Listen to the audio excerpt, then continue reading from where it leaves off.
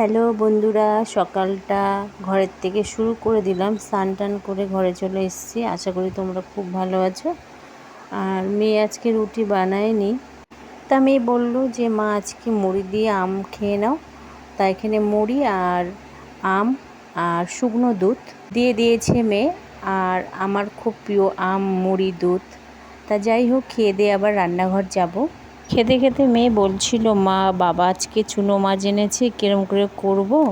তা আমি বললাম, তুই তো পারবি না, ছোট মানুষ, বড় মাছ যাই একটু রান্না করতে পারে, ছোট মাছ তো পারবে না।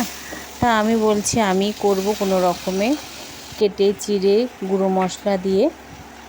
তা যাই হোক, মেয়ে ওইদিকে উচ্ছেটা ভেজে ফেলেছিল ওর বাবা আস্তে আস্তে বাজার থেকে। তা আমি কীরকম করে চুনো মাছটা রান্না করছি সেটা তোমাদের সাথে একটু রেসিপি হিসাবে শেয়ার করব। চলো তাহলে দেখো।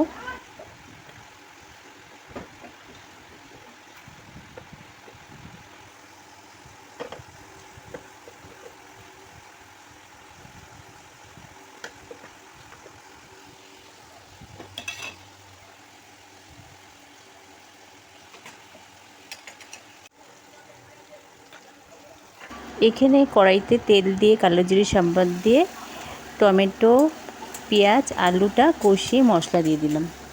এক দাদা কাঁচা আনাজ আর কিছু শুকনো জিনিস বিক্রি করে, তা ডাকছে মেয়ে আমাকে। তা ওখানে আমি যাচ্ছি, একটু জল দিয়ে নিই সামান্য, একটু কষা কষা করবো এটা।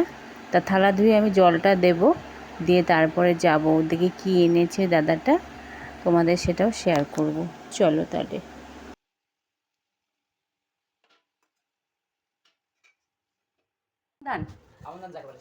তাই পায়ে ব্যথা পেয়েছি, হাত পায়ে ব্যথা পেয়েছি সিঁড়িতে উঠতে গিয়ে, আস্তে আস্তে হাঁটছি। এই সাইডটা লেগেছে, কট করে উঠছিল।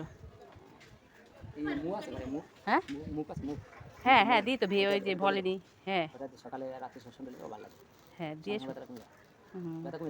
ব্যথা কমে তো, ওই যে তারপর আবার ক্যাট ব্র্যান্ডের দিয়ে বেঁধে রাখি। সবজিগুলো তো বিক্রি করতে করতে এদিকে আসো।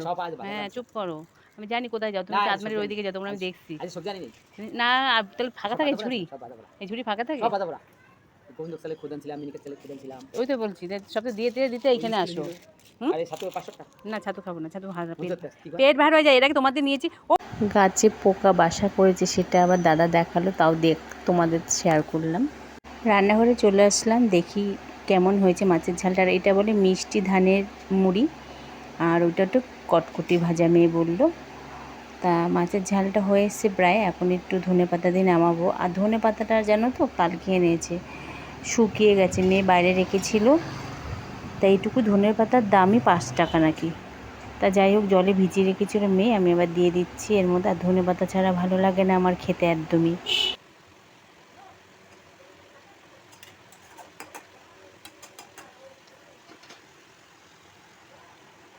তা দেখো আমার রান্না কমপ্লিট, আমি থালায় নামিয়ে ফেলেছি। মাছের ঝালটা কেমন হয়েছে জানাবে। আর মেয়ে যে উচ্ছে ভাজা রেখেছিল করে, সেটাও তোমাদের সাথে শেয়ার করলাম। আর ভাতটা আমি এখন বসাচ্ছি। তাহলে চলো। রান্না বান্না করে ঘরে আসলাম, মেয়ে চা নিয়ে চলে আসলো। আর সকালে যেহেতু চা খাওয়া হয়নি,